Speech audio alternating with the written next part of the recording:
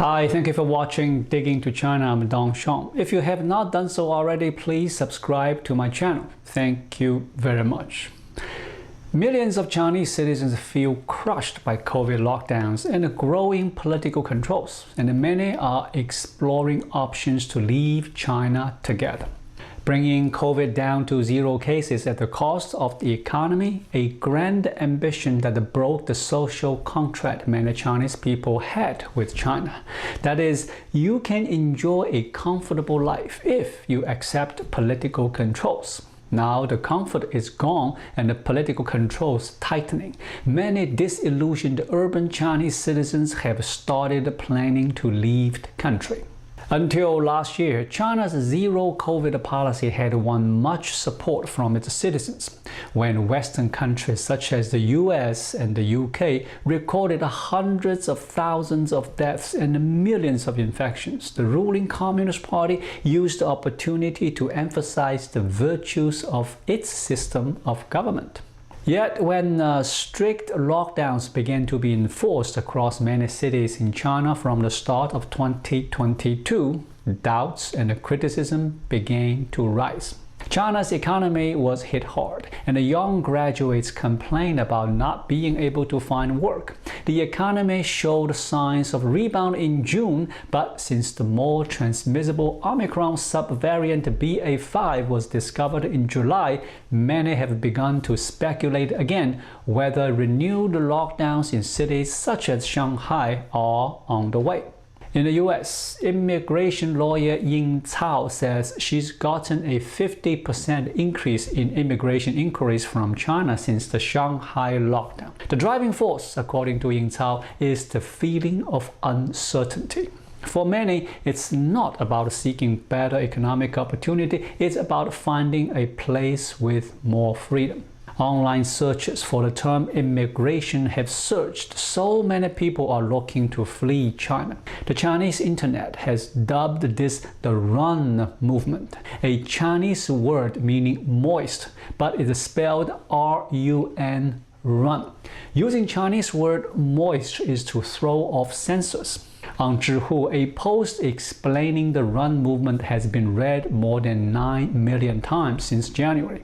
Elsewhere on Chinese language social media, forums have been set up to exchange tips about how to maximize the chances of being admitted to overseas academic programs.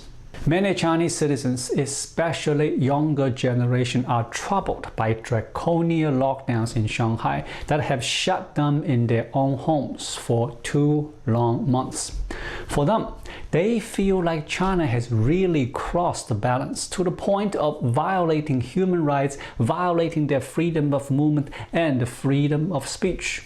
Run philosophy is by nature accessible only to members of China's middle class, who have the cultural and economic capital to contemplate running for the exits. Millennials in China benefited greatly from globalization and grew up in an increasingly individualistic society.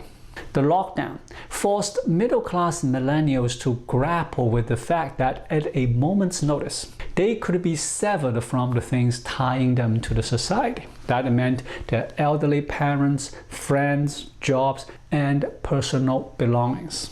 That loss of control was particularly disconcerting to middle-class millennials.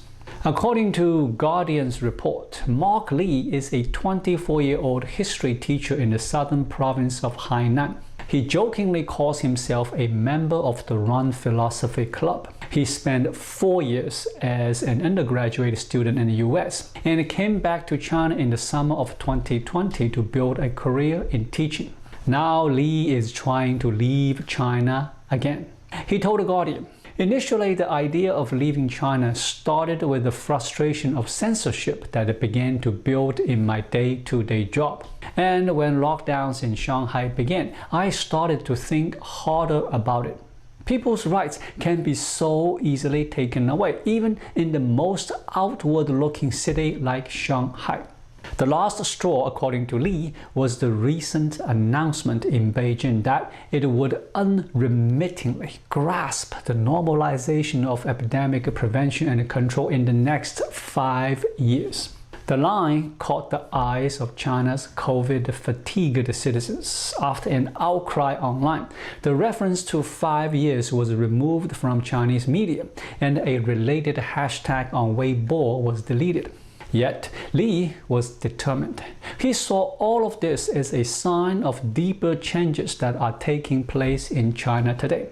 When I came back to China 2 years ago, I was planning on a life and a career in the country. I was very optimistic, but COVID seemed to have revealed the rotten core of Chinese politics and turned the country upside down in a short span of 2 years, Li told The Guardian.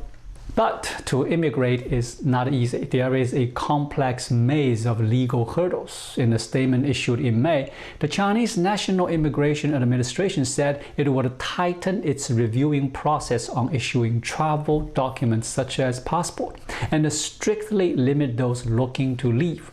Some cities do not even allow notarized marriage or let the residents obtain birth certificates needed to apply for visas. And the government says it is not issuing passports to its own citizens for most travel anymore. Beijing justified the measures by claiming it was necessary to reduce the risk of infection when leaving the country and of carrying the virus when entering the country. Travel will only be permitted for essential purpose, defined by the administration as resuming work, study, business, and scientific research, as well as seeking medical care. Those who need to go abroad to help with fighting the pandemic or transporting disaster relief resources will have their applications expedited, according to the announcement. Generally speaking, the number of Chinese with the means and the willingness to run remains small. It's clear that many Shanghai residents are trying to move on with life as best they can. It's not so easy to turn their backs on the lives they have built. Right now, this outflow of people is a China-specific problem. Most, if not all, Chinese people inside China are unwilling or unable to speak out. But as more people leave, fleeing lockdowns or political repression, the run movement will become global. Outside China, there's a growing cohort of ethnic Chinese increasingly critical of China's ruling Communist Party. They are finally free to speak their minds. And I, your humble YouTube, am one of them. If you like what you see, please share it, like it, subscribe to my channel. If you don't like it, feel free to write to me or leave a comment. I appreciate it. I will see you again shortly. Until then, be well.